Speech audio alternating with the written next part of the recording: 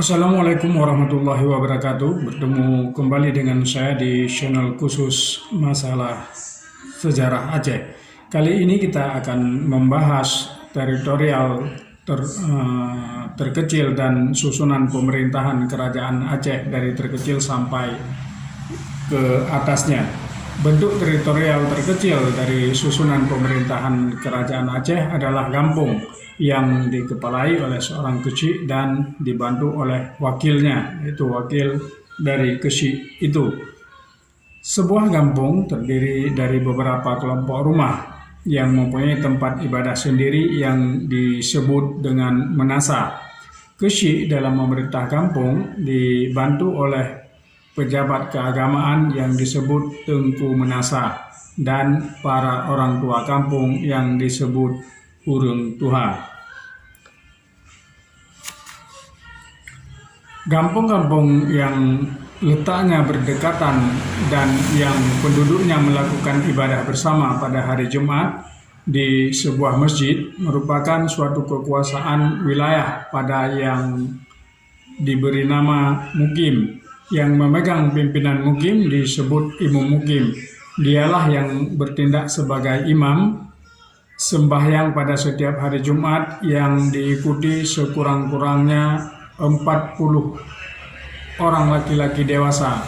Selain bersifat teokratis juga politis, dalam perkembangannya fungsi dari imam mukim berubah menjadi kepala pemerintahan di sebuah mukim yang mengkoordinasikan kepala kampung atau kecik-kecik. Dengan berubahnya fungsi imam mukim, berubah pula nama panggilannya, yakni kepala mukim,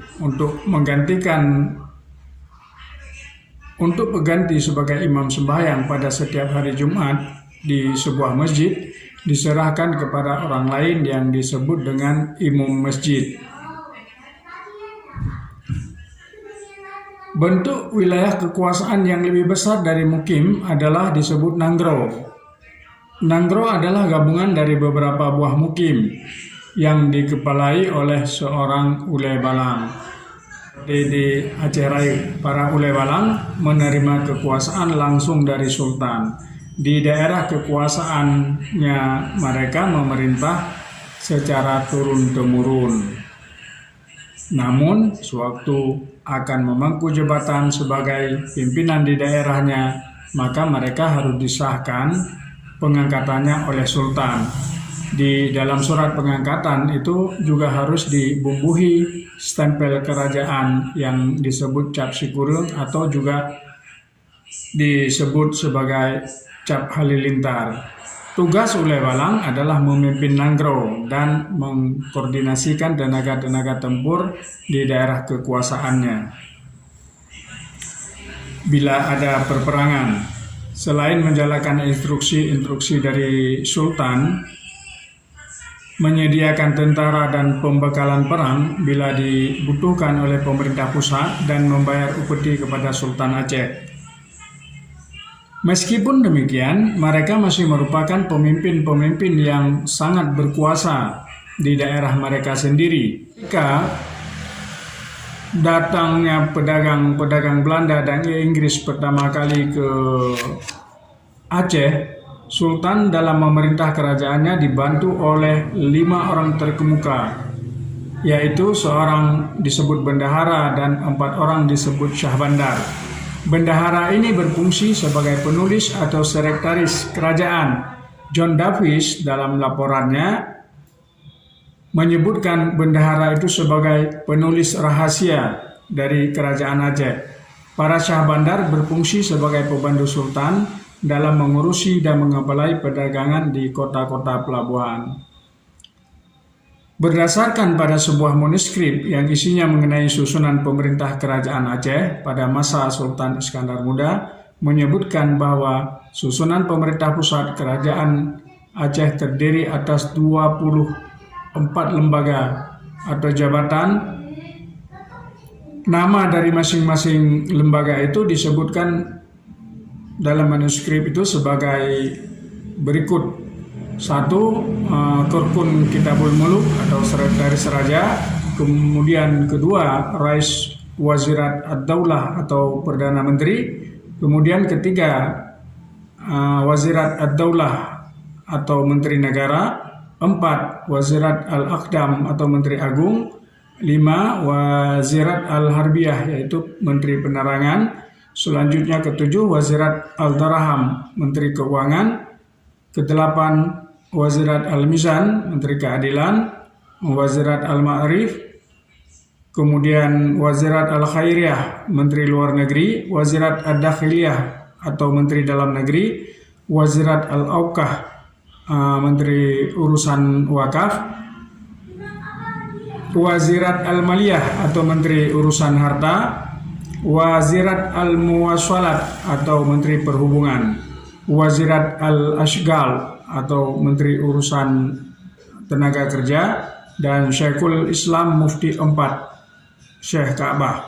Ke-18, Qadi Malikul Adil atau Qadi Raja yang Adil. 19, Wazir Tahakkum Muharrij Lailan atau Ketua Pengurus Korps Kesenian. 20, Qadi Muadam atau Jaksa Agung. 21, Imam Bandar Darul Makmur Darussalam. Ke-22, Kesyi Muluk atau Kesyi Raja. 24, Panglima Khondori Muluk atau Ketua Penyelenggaraan Khondori Raja. Ke-24 lembaga atau jabatan yang ada di Kerajaan Aceh seperti disebut di atas dibawahi oleh orang-orang tertentu yang diangkat oleh Sultan. Ada beberapa pimpinan yang membawahi lembaga masing-masing yang amat dekat dan amat besar pengaruhnya kepada Sultan. Di antara mereka adalah Perdana Menteri, biasanya bergelar orang kaya Maharaja Sri Maharaja. Ialah orang yang membawahi wazir-wazir atau menteri-menteri di Kerajaan Aceh. Kemudian Qadi Malikul Adil ialah orang yang mengurusi pengadilan agama di kerajaan. Kemudian jabatan Qadi ini diadakan pertama kali pada masa Sultan Iskandar Muda. Namanya Cut Sandang atau Jabangka. Dinamakan demikian karena ia berasal dari kaum Jasandang. Dalam panggilan sehari-hari, Qadi di Kerajaan Aceh dipanggil sesuai jabatannya, yaitu Qadi Malikul Adil. Demikianlah sedikit uraian yang bisa kita sampaikan pada hari ini. Susunan pemerintahan Kerajaan Aceh dari yang besar sampai ke jabatan pusat yang diperintah langsung oleh Sultan Kerajaan Aceh Darussalam.